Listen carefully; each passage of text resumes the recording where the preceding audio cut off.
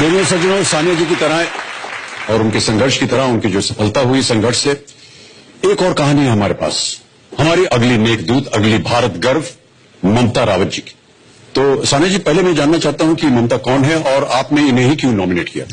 ममता रावत मेरे लिए एक इंस्पिरेशन है। जब मैंने इनकी कहानी सुनी तो मुझे थोड़ा सा अपना भी ख्याल आया, जो जिस तरह के प्रॉब्लम से गुजरना पड़ा। अनफॉर्चुनेटली और fortunately we live in a man's world, तो एज वीमेन हमें हमेशा लड़ना पड़ता है कुछ थोड़ा सा ज्यादा आदमियों से। तो उन्होंने माउंटेनियरिंग की है, which is supposed to be a male sport. मैंने भी टेनिस रैकेट उठाया था, which was never heard of before 20+ years ago. To fight against odds, to go through obstacles in life. I think that's what she's done. और वो यहाँ पे है हमारे साथ, and it's my honor to nominate her as our hero for tonight. बहुत बहुत बधाई। तो इससे पहले कि हम ममता रावत जी को यहाँ बुलाएं, मैं चाहता हूँ कि उनके बारे में हमारे जो छोटी सी एक वीडियो क्लिप बनाई है उसे आप पहले देखें। Can we have the video clip please? हरी भरी वादियों से घिरा उत्तरकाशी का ये भंकोली गांव, यहाँ की खूबसूरती में 4 चांद लगाते हैं ये पर्वत, ये हरियाली और जब मैं ममता जी को देखती हूँ तो मुझे बहुत हिम्मत मिलती है। मुझे भी लगता है कि मैं वैसे कुछ करूँ। जब कोई लड़कियां बाहर जाती हैं तो मतलब गांव के सोचते हैं कि वो लड़की बाहर तो जा रही है, पता नहीं क्या कर रही है, लेकिन लोगों की परवाह न कर उसने सोचा कि हाँ मुझे करना है कुछ, तो उसने वो कर ही डाला। आज सबके आंख में माटी ढो दिया है उसने ना, कैसे होती बेटी हो तो वैसा हो जैसे ममता है ना।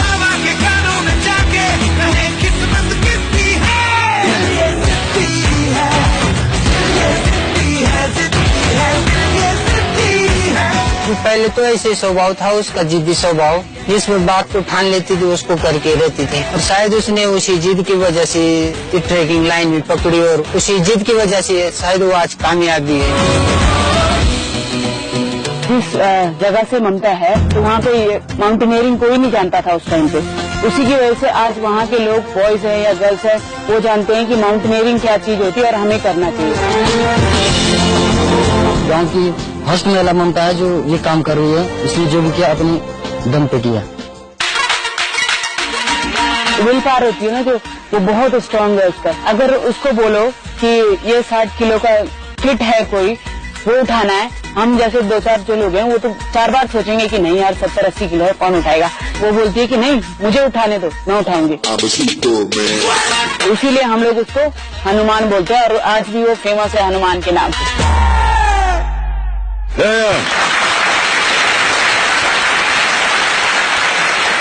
सानिया और ममता जैसी लड़कियों की उपलब्धियों को देखकर अब हमें अपनी वो सोच बदलनी होगी। कई बार हम लोग बात करते हैं अपने समाज में कि ये लड़कियों की बस की बात नहीं है, क्या ऐसा सोचते हैं कि शायद ये काम जो है ये लड़कियों को नहीं करना चाहिए। तो ये सोच हमें बदलनी होगी।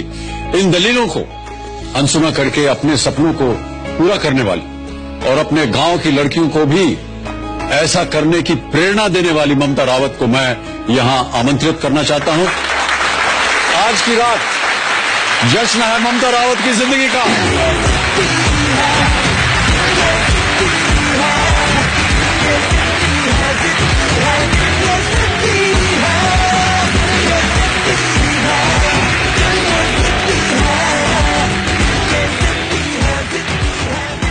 ममता जी, प्रणाम करता हूँ आपको, बल्कि यूँ कहना चाहिए प्रणाम करता हूँ हनुमान जी आपको। नहीं सर, तो ये आप बचपन से ही ऐसी थी? आप मैं बचपन से ही सर मैंने बोझा ढोया है और भारी भारी गांव में जैसे काम होता है सर, तो बचपन से मैं मतलब बोझे से डर नहीं लगता सर, मतलब उठा लेती हूँ, कोई तो ऐसा नहीं है। ये गांव है आपका, भंकोली नाम है शायद? जी सर, भंकोली सर, बहुत छोटा सा गांव है, बहुत छोटा। और ये लड़कियों के जीवन को आपने एकदम परिवर्तित कर दिया वहाँ के एक छोटे से गाँव में।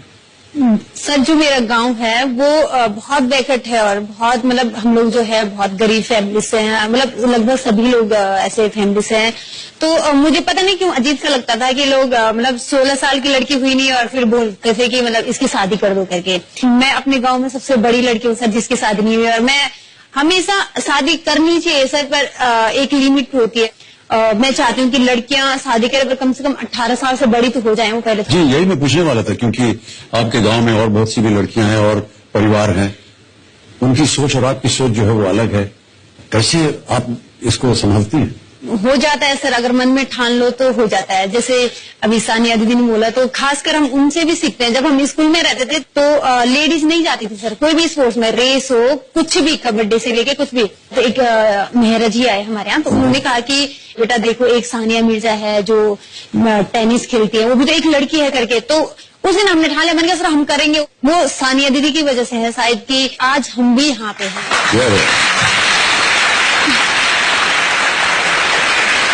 दोनों सज्जनों, मैं ममता जी को बताना चाहता हूं कि इनके लिए किसी ने संदेश भेजा है और हम चाहते हैं कि वो संदेश आप देखें। 2013 में मेरे साथ 13 बच्चे कैंप के लिए गए थे ट्रैक करने। ट्रैकिंग से वापस आते हुए लग जा गए थे वहां पे। जब हम उतर रहे थे तो हमारी बस के सामने एक लैंडस्लाइड हो गई थी। सड़क पर पूरा पानी भर गया था, तो जो बॉर्डर होता है उस पे हमें चल के आगे तक जाना पड़ रहा था। हमारे सबसे पीछे ममता मैम थी और उनके पीछे जब मैंने मुड़ के देखा था तो पत्थर गिर रहे थे। ममता मैम ने मेक श्योर करा कि कोई भी बच्चा स्लिप न हो जाए जब उस पाथ पे वॉक कर रहे चलते चलते। उनको पुश कर रही थी ताकि वो और आगे बढ़े। वो पूरा गाइड करके, मतलब उस डिफिकल्ट सिचुएशन से निकाल के यहाँ तक पहुँचाया। थैंक यू ममता मैम, अगर आप नहीं होती तो शायद मैं यहाँ आप लोगों से बात नहीं कर रही होती। अगर ममता मैम वहाँ पे नहीं होती तो एक तरह से लगता है कि मैं अपने मम्मी डैडी से नहीं मिल पाता।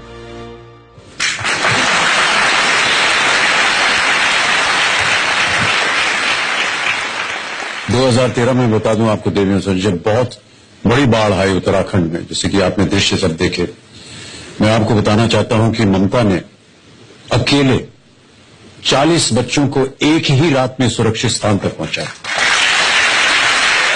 अकेले। ये आपने कैसे किया?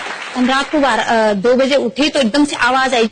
फिर हमने मतलब आपस में हम लोगों ने विचार किया कि बच्चों को कुछ नहीं बताना है अभी, क्योंकि बच्चे बहुत डर जाएंगे। क्योंकि एक तो पहाड़ी बच्चे जो हैं सर, उनको पता है कि कैसे, हम लोगों का क्या होता है सर, पैदल ही जाना होता है इधर उधर। ये थोड़ा इनको पैदल भी हम ही सिखाते, बच्चा चलो यहाँ से ऐसे चलो, अब पैर ऐसा रखो। उनको चलना है, फर्स्ट डे उनको चलना नहीं आता है करके हमने अर्ली मॉर्निंग इनको नाश्ता वास्ता कराया और फटाफट इनकी पैकिंग वैकिंग कराई और बस थी वेट कर रही नीचे।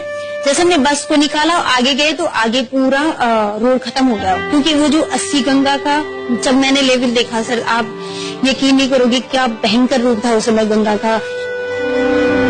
तो मैं अपने आप को नहीं देख रही, मैं बच्चों को सीधा खींच रही थी फटाफट। जैसे सर हमने हाईवे पुल क्रॉस किया, 2 मिनट जैसे हमने क्रॉस किया वैसे पुल गया। आपको अपने घर का ख्याल नहीं आया आता कि था आपके सर, घर के अंदर पर क्या हो रहा है? जिन माँ बापों ने अपने बच्चों को मेरे उसमें दिया कि आपके संज्ञान में, मेरे लिए तब तक घर वाले नहीं थे, क्योंकि घर वाले पुल टूट गया था सर 16 जून की रात को। मेन मेरे लिए थे वो बच्चे। अगर उनको कुछ हो जाता तो हम तो मतलब किसी को मुंह दिखाने लायक नहीं रहते। अगर उन बच्चों को कुछ हो जाता, मेन था हमारा धर्म, जिसके लिए आए हैं उनके लिए जीना है। वाह, देवियों सज्जनों, इतिहास ऐसे ही नहीं बनता है। ममता रावत जैसे लोगों के इरादों से, हौसले से और उनके दम से बनता है। मन की शक्ति तन की शक्ति के आगे हमेशा भारी पड़ती है। ये बात हम जानते तो थे ही, पर आज मान भी लिया। ममता रावत के लिए मैं चाहता हूं कि एक बार फिर जोरदार तालियां।